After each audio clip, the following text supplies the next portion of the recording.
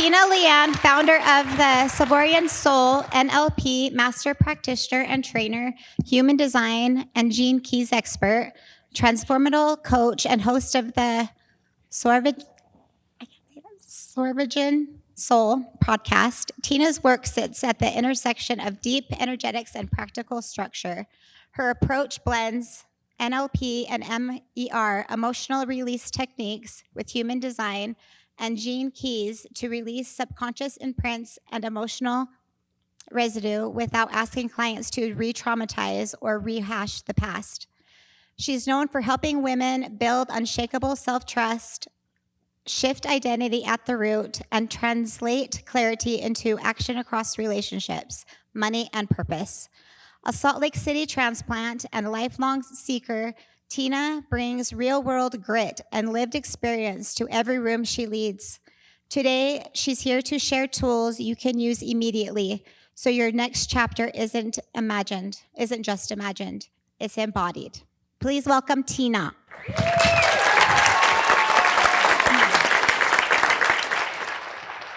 I was floating in the darkness with my hand outstretched. My cousin was floating in the darkness with his hand outstretched just in front of me. And we were trying to reach each other's hands, but we just couldn't get there. And he said, Tina, I need your help. And I said, B, grab my hand. And he said, Tina, I can't. And I said, B, try harder. And he said, I can't reach it. And I woke up and I was startled and my heart was beating so hard. And I realized, like, oh my God, that was a dream. So I grabbed my phone and I sent my cousin a text. B, are you okay? And he said, yeah, why? And I said, just checking in. And I got a thumbs up. Later that day, I went to lunch with our late Aunt Phyllis. And we were just chit-chatting, normal lunch, talking about family and her grandkids and all the things. And we were just wrapping up and she said, oh my gosh, I almost forgot. I saw Judy last week, B's mom.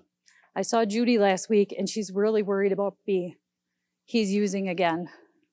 And I said, oh no. I said, the dream flashed back in my head and I said, I'll give him a call as soon as I get in my car.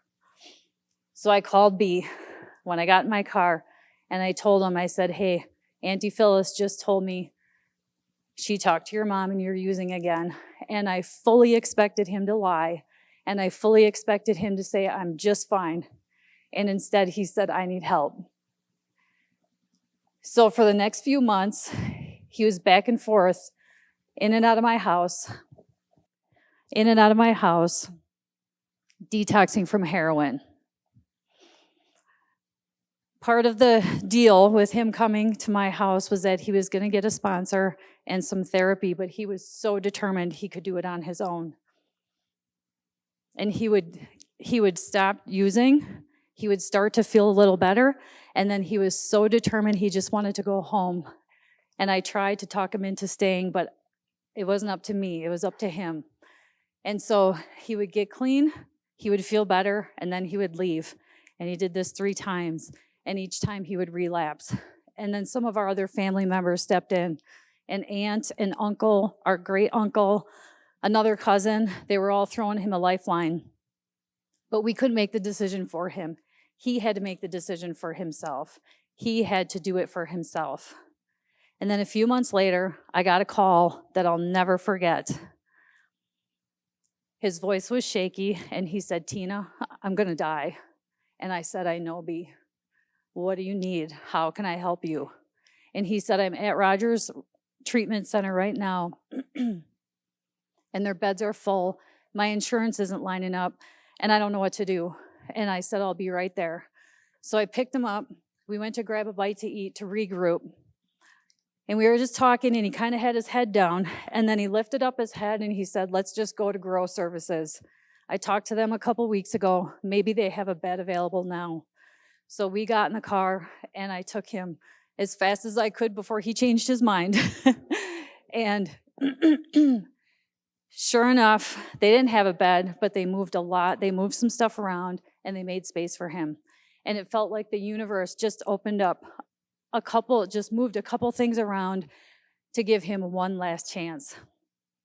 So I handed him a laundry basket full of his things, and I had a book in my purse called The Untethered Soul. I don't know if any of you have heard of it, but it's such a good book.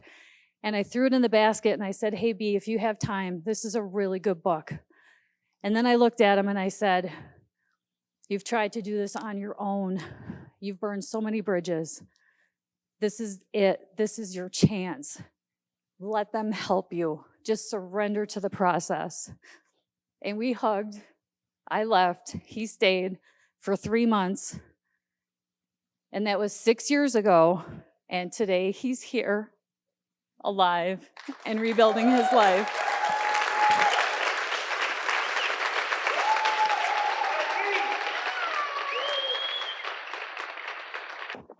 So I'm not an addict, and I'm not in recovery, but I've lived with a lot of addiction in my life. I've lost 2 uncles and a cousin to alcohol. I've lost 2 cousins to opioid overdose. My mom was hooked on pills from a back injury when I was about 5, 6 years old for several years, and my dad coped with PTSD from the Vietnam War with alcohol. So I learned from a really young age to be invisible and to be quiet and to keep the peace at all costs. And while those strategies served me when I was young, and they kept me safe when I was young, as an adult, they no longer worked for me. And so I went on a journey to learn about all things healing, human body, spirituality, and all the things. And when I came across NLP, it connected a lot of dots. Not all the dots, but it connected a lot of dots. And so I'm going to talk a little bit about NLP today and about strategies. And so NLP is basically neuro-linguistic programming. And so neuro is how we take in the world. It's through our 5 senses, through what we see, what we hear, what we taste, smell. Linguistic is what we do with all of that information, how we piece it together. We create storyline and we make meaning out of things, right? And then programming, our unconscious creates programs based on what we're taking in and what we do with that information. So NLP basically teaches us how to use the language of the mind to get the results that we want. Why this is important, so if you think about it, your language, the words that you use based on your values, beliefs, and your past experiences have gotten you where you are today. So if we shift your language just a little bit, you can get different results. Really easy. So let's talk about the neurology just a little bit, because I think there's some other speakers who are going to hit on this too.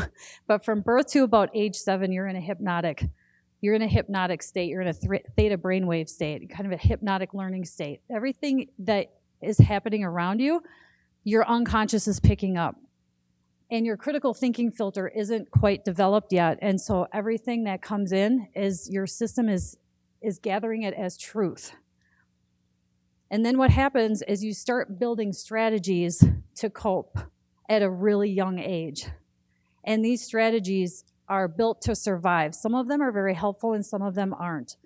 So, for example, if a child hears, good girls don't get angry, the code that's installed is, I'm not allowed to speak my mind, right? And then the strategy that's created is, I'm afraid to stand up for myself, or I should just keep quiet and suppress myself, right? Or for example, a child only gets attention when they achieve. The code that's installed is, when I perform, I'm loved. And then the strategy becomes overworking to receive love. Another example, a child receives more attention when they take care of others. So the code that's installed is, when my worth comes from meeting everyone else's needs. And then the strategy becomes overgiving to receive love. So let's say you were criticized as a child. All of that information, the unconscious mind groups all of that information into an emotional chain. So let's say your boss criticizes you today.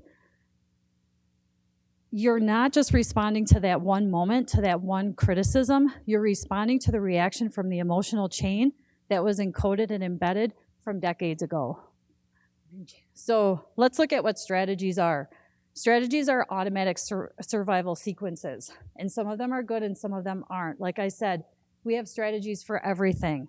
So a good survival strategy is we get up in the morning, we get ready, and we go to work to make money to survive, right? That's a helpful one. And then our unconscious also creates so-called self-sabotaging patterns or strategies.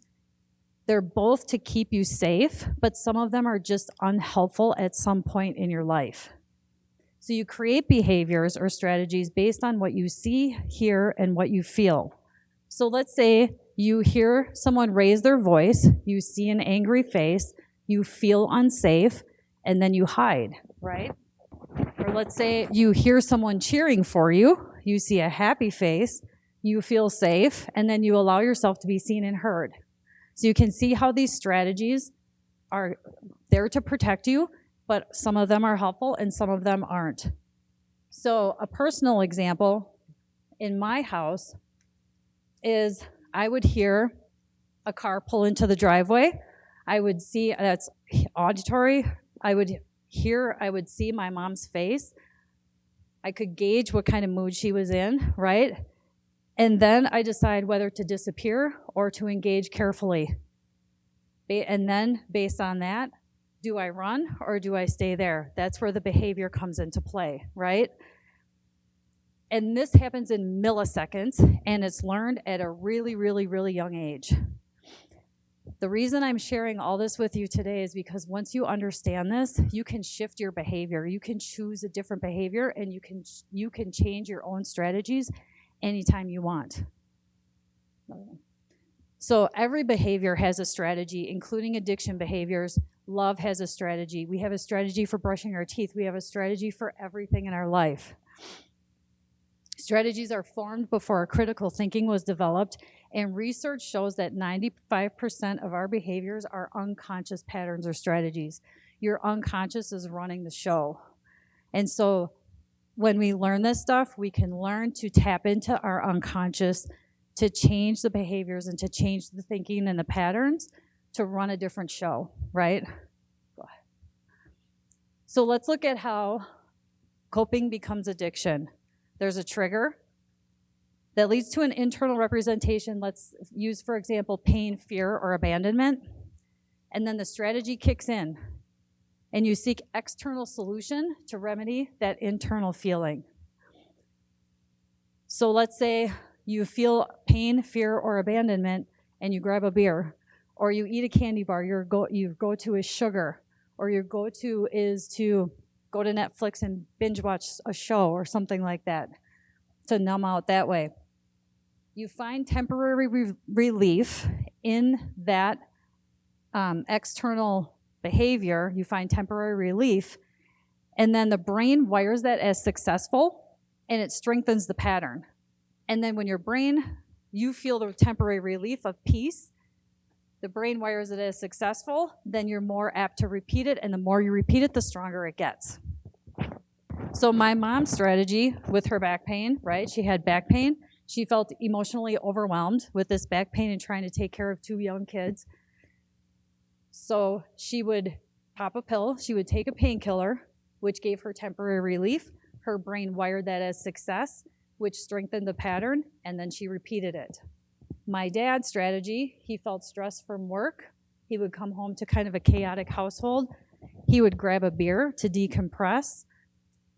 He would feel a sense of peace. The brain wires it as success, and the pattern strengthens. My strategy was I would sense tension in the house. I would become invisible, shrink down, or just not say anything. There was no conflict. My brain wired that as successful or safe, and so I would repeat that, which strengthened the pattern. And so the more you do that, the more the pattern is strengthened. So why this matters for you, when you understand this, you can stop. When you have that external trigger and you feel the strategy start to run, you can notice it and you can stop right then and there. You can stop before you take the next step, and you can completely change your behavior. You can go for a run instead of grabbing a beer. You can call a friend instead of turning on Netflix. You can take a different action. And when you take that different action and you start to feel that sense of peace, your brain wires that as success, and then it strengthens the patterns. And the more you do it, the stronger it gets. So it changes everything, not only for you, but for everyone around you. You are not broken. I spent years thinking I was weak for being a people pleaser, and then I realized that little girl was pretty brilliant for coming up with a strategy like that to keep herself safe, right? At a really young age. My dad wasn't weak for drinking. He was trying to cope with being a war vet, working a second shift job, and keeping a chaotic household running. And he didn't have any tools. My mom wasn't a bad person for taking painkillers. She was just doing the best with what she was doing the best she could with what she had. You can rewire strategies at any age, no matter how young or old you are. And you already have all the resources within you. That child who learned to read a room in seconds has incredible intuition. The child who learned to nurture everyone is extremely compassionate. That kid who escaped with substances has amazing imagination and creativity. So every strategy has a positive intention that can be redirected. And so if you want to, right now, just reflect for a minute. What age were you when you learned that the world wasn't safe? What did you do to protect yourself? And how are those same patterns showing up in your life today? You can design your recovery. You can create your new future. You can go from invisible to being consciously present. You can go from people-pleasing to creating authentic boundaries. You can go from overgiving to balanced reciprocity. You can go from numbing to allowing yourself to feel and heal. And you can go from escaping to being fully present in life. And the most beautiful part is when you master this, not only does it change your life, but it changes the lives of everybody around you. Studies show you have a 73% reduction in cravings when you are aware of your strategies and when you stop your strategies and do something else in repetition every single day. And while this is I'm simplifying this, it's a very simple concept. We're human, and sometimes it isn't always easy. And so give yourself some grace.